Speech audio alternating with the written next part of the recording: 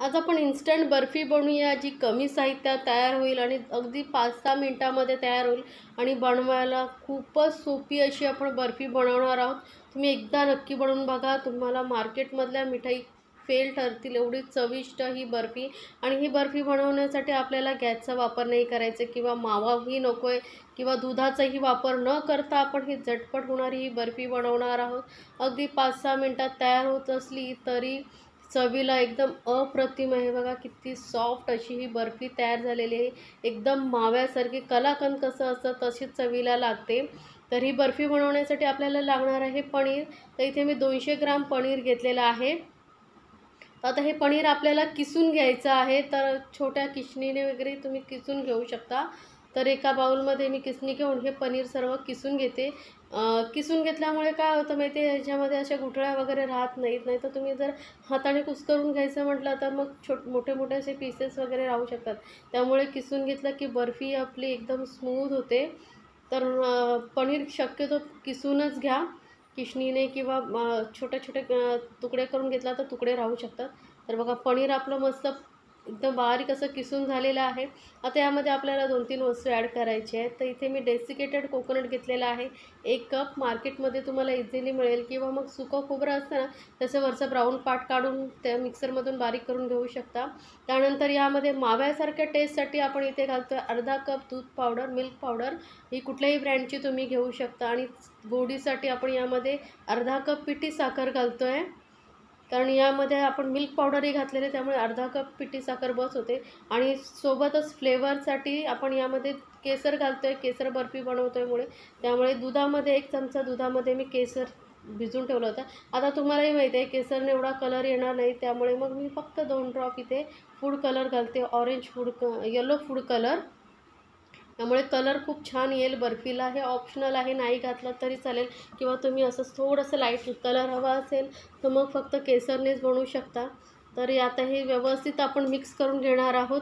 आता यामध्ये आपल्याला दूध वगैरे घालायची काहीही गरज नाही आहे, कारण पनीरचं ओलसरपणा आणि साखर यामुळेच आपली ही बर्फी थोडी पातळसारखी म्हणजे ओलसर होईल। आणि आपल्याला हे बघा मिक्स करत राहिलात की थोड्या थोड्या वेळाने असं थोडंसं ओलसरपणा त्याला येत जाईल। त्यामुळे तुम्ही असं आधी सुरुवातीला म्हणाल की कोरडं वाटतं आहे मग मी दूध ॲड करते, अजिबात गरज नाही। थोडं असं मिक्स करत राहा, मस्त असं एकदम सॉफ्ट अशी आपली ही बर्फी तयार होते। तर बघितलात किती झटपट हे मिश्रण आपलं तयार झालेलं आहे। व्यवस्थित मिक्स करून घ्यायचं, थोडंसं हाताने वळून घेतलं की व्यवस्थित मस्त असं गोळा तयार होतो।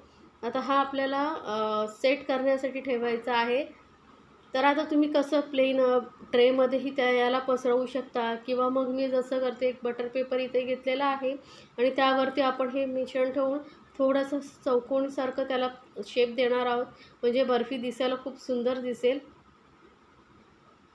तर मी हाताने किंवा स्पॅच्युलाने वगैरे त्याला शेप देऊ शकता।